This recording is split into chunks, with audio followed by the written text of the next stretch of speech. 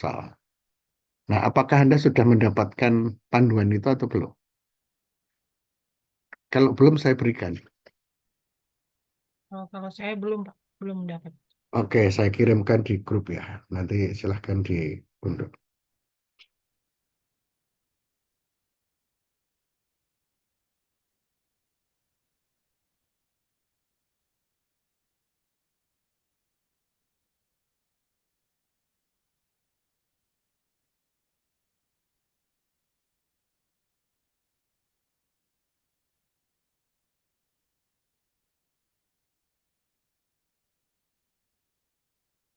Oke, sudah saya kirimkan di grup ya. Silahkan diambil aja.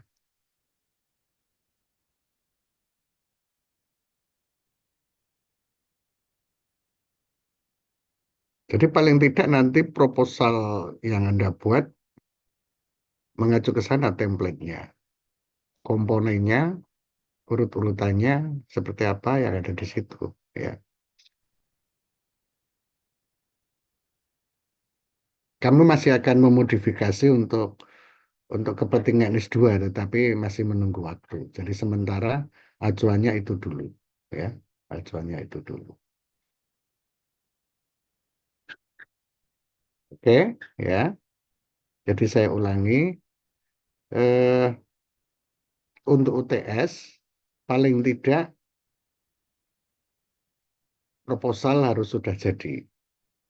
Kemarin sudah dibicarakan mengenai judul, ya, mengenai bagaimana membuat pendahuluan, lalu juga sudah dibicarakan mengenai teori tinjauan pustakanya, kemudian juga metode, ya.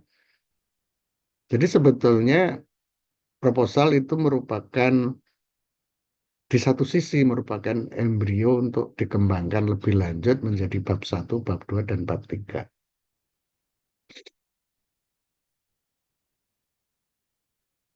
Itu ya. Saya juga sudah meminta Anda untuk menemukan artikel jurnal yang terkait dengan penelitian Anda dan beberapa contoh juga sudah saya berikan. Maka kalau Anda jeli, Anda bisa menganalisis ya pada bagian-bagian itu ya apa saja yang mesti ada. Nah, kalau garis besarnya di bagian LMS saya sudah menambahkan itu di ya,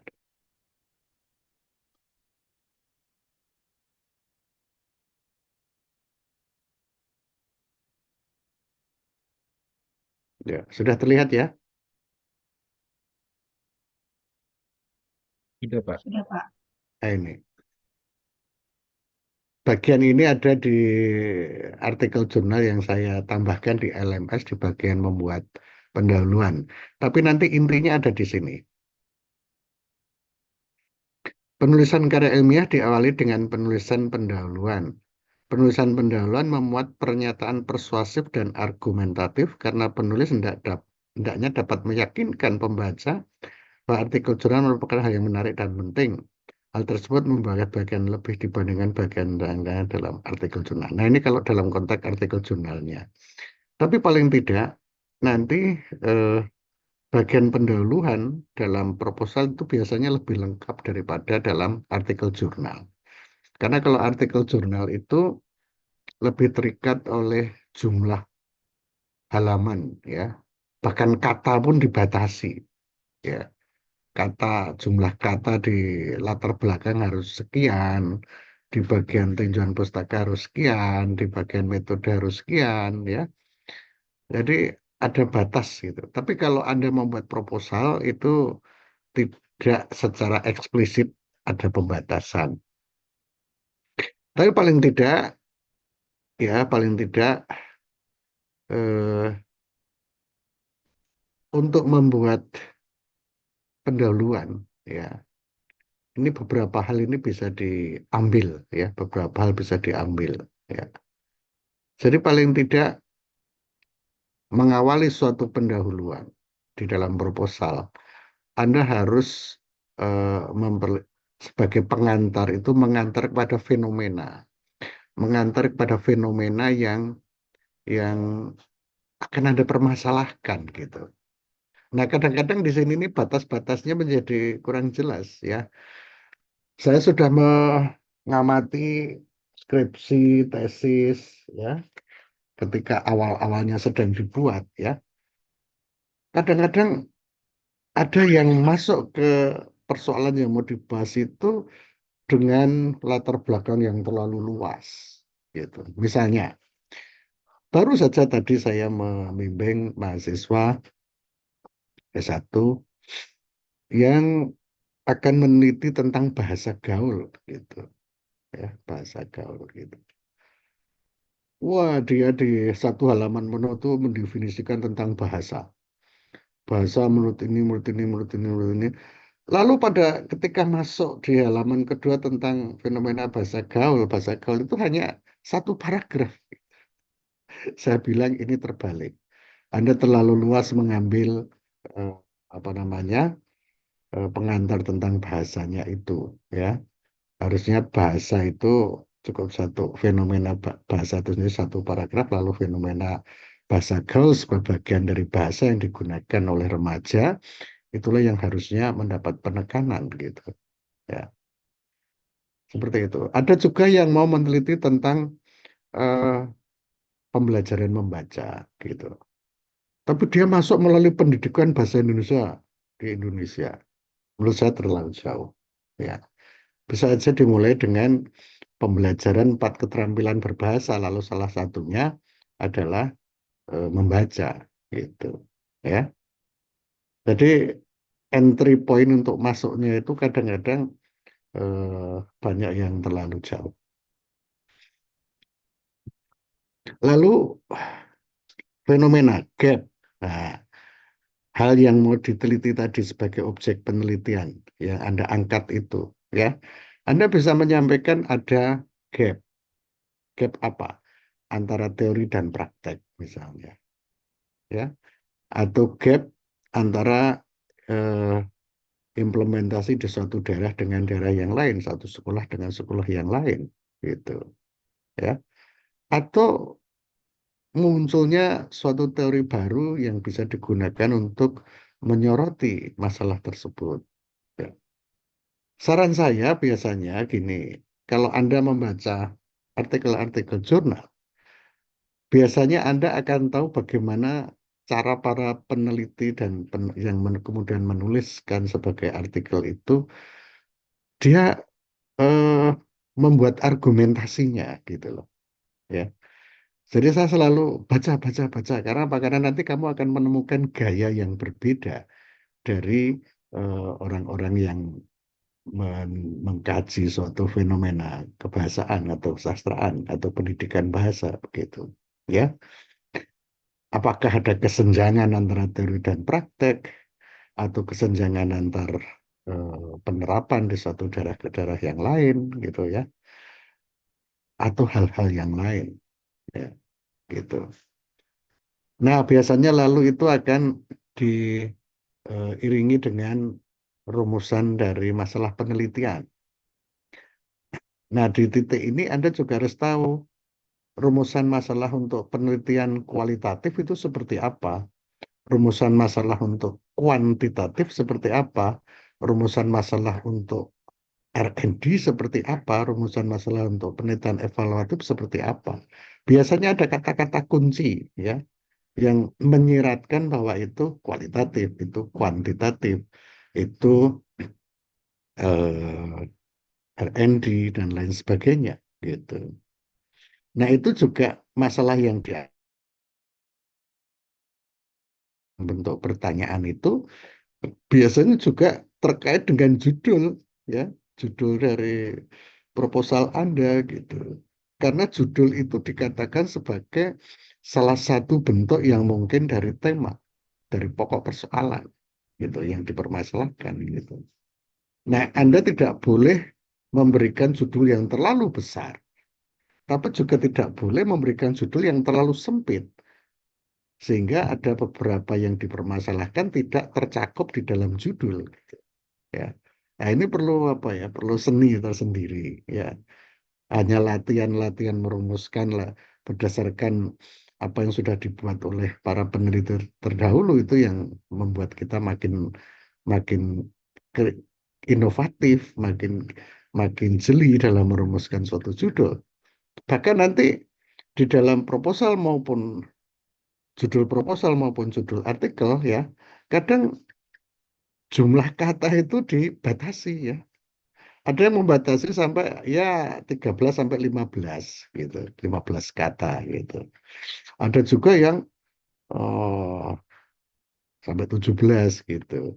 Tapi biasanya yang saya temukan selama ini adalah pembatasan sampai 15 kata. Karena apa? Karena dengan jumlah kata yang terlalu banyak itu justru malah nanti mengaburkan fokus dari pokok persoalan yang dikaji. Gitu. Ya. Jadi bagaimana caranya? Kalau di bahasa ada istilah parafrase dan memotong parafrase. Ya. Kadang-kadang suatu ekspresi kebahasaan dalam judul itu eh, kita memilih mau memilih diksi, pilihan kata atau pilihan kelompok kata. Kelompok kata bisa dua atau bisa tiga gitu. Ya. Nah kalau mau menyingkat ya dari frase tadi yang tiga kata atau dua kata jadikan satu kata gitu. Jadikan satu kata. Lalu objek yang dikaji ya apakah mau model kata-kata kunci dalam rumusan satu, rumusan dua, rumusan tiga itu ada di judul gitu. Atau judul itu bisa mencakup tiga rumusan atau kedua rumusan masalah yang ada gitu. Ya. Pernah ada satu eh, judul ya, ya katakanlah begini saja. Eh, Alih kode campur kode dalam media sosial. Lalu pertanyaannya kan nanti yang mau diteliti apanya? Ternyata bentuk kata, bentuk alih kode, lalu eh, bentuk campur kode, lalu fungsi campur kode, ya. Berarti bentuk dan fungsi kan? Nah, lalu pertimbangannya bentuk dan fungsi tadi perlu muncul di judul atau tidak? Itu. Kalau batasannya adalah sangat minim, 13 kata gitu. Ya, saya kira rumusan alih kode campur kode tadi dalam media sosial itu sudah cukup apa pas gitu ya, mencakup gitu ya. Tapi kalau mau lebih komunikatif tanpa melebihi batas itu ya bisa saja bentuk dan fungsi alih kode campur kode itu sudah sangat jelas gitu. Seperti itu modelnya. Oke, itu di judul. Lalu tadi pendahuluan. Satu hal yang perlu Anda pertimbangkan, Anda pikirkan pada waktu menyusun pendahuluan. Di dalamnya ada latar belakang ya. Misalnya, Anda misalnya mengungkapkan saya akan membuat eh, buku cerita. Maka biasanya para penguji itu nanti kalau itu sudah jadi akan mempertanyakan, mengapa buku cerita? Mengapa bukan buku yang lain? Berarti apa? Berarti Anda harus punya argumentasi. Ingat tadi di sini dikatakan bahwa penulisan karya ilmiah memuat pernyataan persuasif dan argumentatif. Berarti Anda harus punya argumen dan biasanya dalam suatu tulisan akademik argumentasi itu atau alasan itu sangat eksplisit. Alasan pertama, kedua, ketiga, langsung to the point begitu. Ya, Anda membuat media misalnya, media dalam bentuk ini. Mengapa media itu? Mengapa bukan media jenis yang lain? Tentu ada alasan. Ketika Anda menyatakan di SD atau di SMP atau di SMA X gitu, pertanyaan juga sama. Apa alasannya? Mengapa di SMA X gitu? Mengapa bukan SMA Y gitu? Ya, dan Anda tidak boleh nanti peneliti tertarik, ya, peneliti tertarik, ya. Itu alasan subjektif. Ya.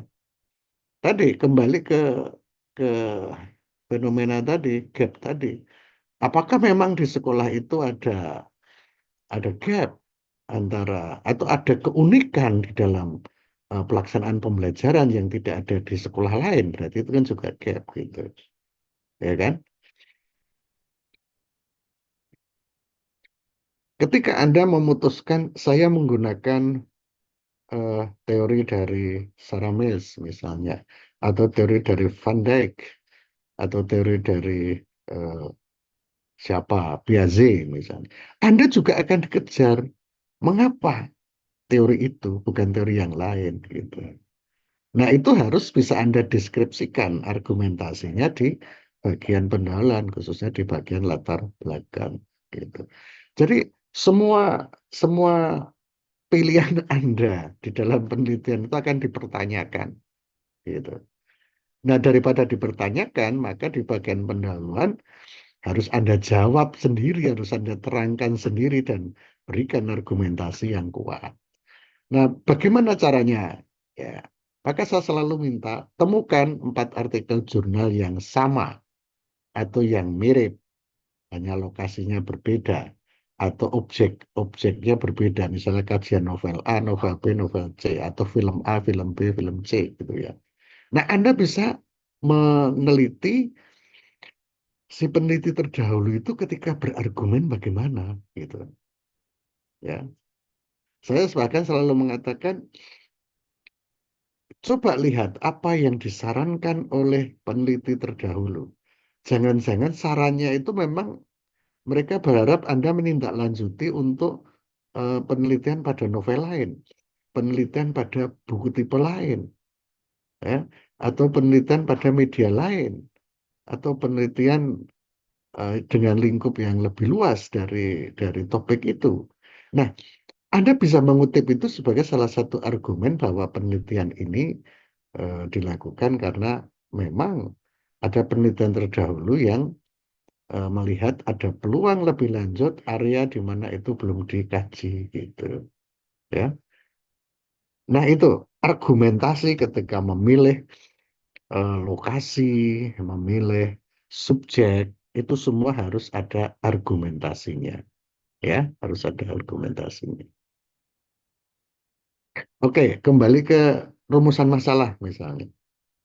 Tadi saya mengatakan karakter rumusan masalah itu antara kualitatif dan kuantitatif berbeda. Dengan PTK juga berbeda, dengan R&D juga berbeda, dengan penelitian evaluatif berbeda. Penelitian kualitatif itu biasanya kata kuncinya adalah mesti untuk menemukan, mendeskripsikan apa? Mendeskripsikan bentuk, pola, kaidah, karakteristik, tipe, makna. Itu, ya. Seperti itu. Tetapi penelitian kuantitatif akan berbeda.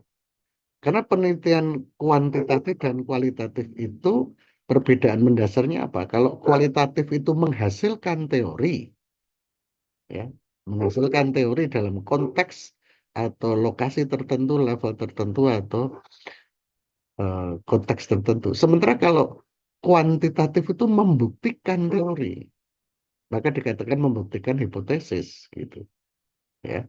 Dari teori yang sudah ada itu dijustifikasi kebenarannya dalam konteks Anda benar atau tidak. Saya sudah memberi contoh beberapa artikel kan, kalau kuantitatif itu kata-kata kunci untuk judulnya ada hubungan, pengaruh, ya, efektivitas, ya, macam-macam gitu. Karena memang nanti pilihan kata-kata itu juga mencerminkan wujud datanya.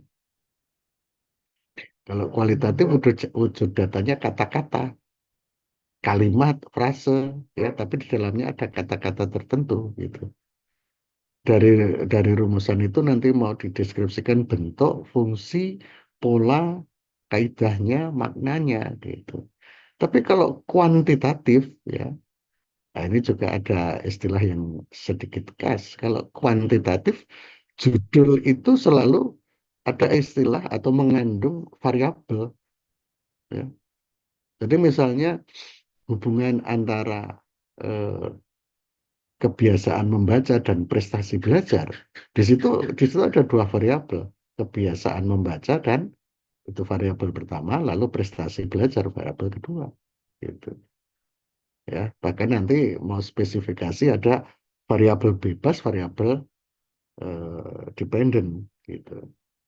Ya, seperti itu.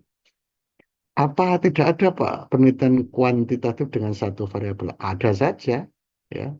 Jadi misalnya kemampuan membaca siswa SD, gitu. Itu satu variabel, gitu. Dan biasanya nanti statistiknya lebih sederhana, statistik deskriptif, gitu. Tapi kalau nanti melihat ah, hubungan itu bisa pengaruh, sebab akibat, dan yang lain-lain dari dua variabel, maka nanti biasanya akan menggunakan statistik inferensial, gitu. Kalau kualitatif, bagaimana Pak? Kualitatif, kalaupun Anda mau menggunakan statistik deskriptif, itu biasanya hanya berhenti pada persentase min rata-rata sebagai cara untuk melihat kecenderungan, gitu. Ya, sebagai cara untuk melihat kecenderungan, gitu. Ya, walaupun datanya kata-kata, ya, tapi nanti untuk melihat kecenderungan atau dominasi atau apa dari suatu kata atau klasifikasi tertentu dari kata. Itu. Maka biasanya kalau kualitatif rumusan masalahnya yang kecenderungan terbanyak adalah bagaimanakah, ya. Karena ingin menjelaskan sesuatu, bagaimanakah prosedur, bagaimanakah langkah-langkah, gitu kan, ya. Atau apa sajakah, jenis jenis jenis apa sajakah, ya. Apa sajakah jenis, gitu. Atau bagaimanakah pola, gitu. Tapi kalau kuantitatif itu spesifik, ya, spesifik, ya. Jadi apakah itu hubungan, apakah itu pengaruh, atau apakah itu judul untuk eksperimen, ya itu ada sendiri karena nanti menggambarkan bagaimana itu diperlakukan penelitian itu.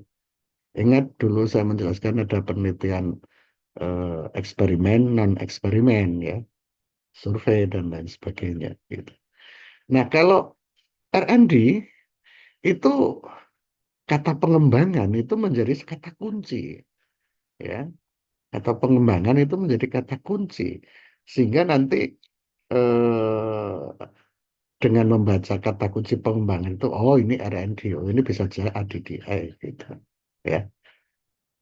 Penelitian evaluatif itu juga ada kata kuncinya karena biasanya evaluatif itu mengevaluasi suatu program, gitu, suatu program yang sudah berlangsung, sudah terjadi, untuk dievaluasi ketercapaiannya atau efektivitasnya, gitu, ya. Maka biasanya juga ada paparan suatu program lalu tinjauan evaluatif atas program itu. Nah, kata-kata kunci itu akan sangat kentara di dalam judul.